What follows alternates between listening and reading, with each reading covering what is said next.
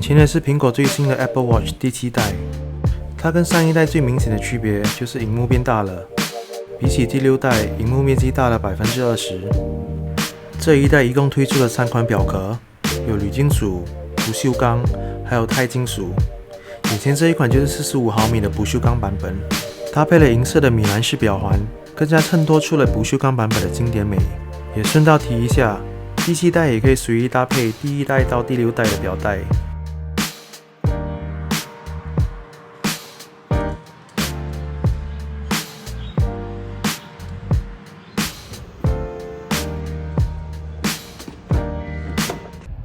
小时候，我的外婆家旁有条铁道。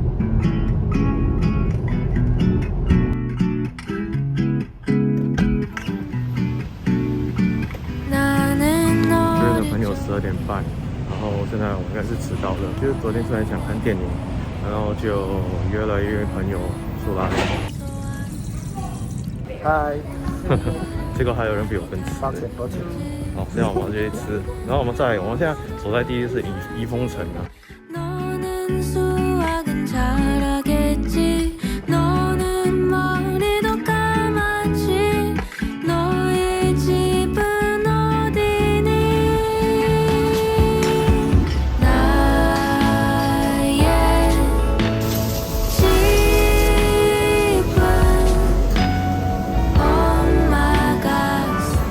Can I have a chicken schnitzel?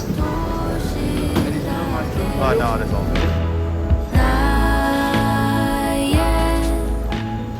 已经快2年没出国玩了，来到这一间瑞士餐厅，仿佛去了瑞士一趟。被困在新加坡一个土地面积有限的小城市，这也只能暂时解决当下的出国瘾。我们不像其他的国家，有丰富的天然景观，也可以做境内旅游。我们只有人造景点和满街的购物中心。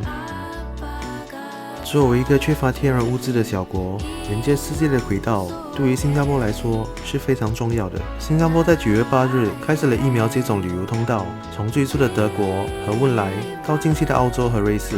今年11月15日，新加坡和韩国也将开启这旅游通道，逐渐的把新加坡放回世界重要的航空枢纽。我也订好了机票，准备在韩国度过圣诞节和跨年，利用这一个机会与国外的朋友重逢，并重回世界的轨道。到时候也希望能通过我的视角，让你们看看韩国的现况。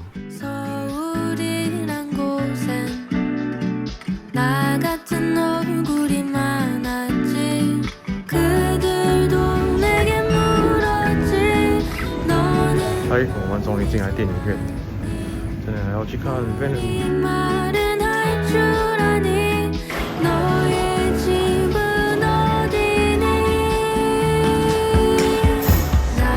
买了一杯喜欢喝的喜茶，多肉葡萄。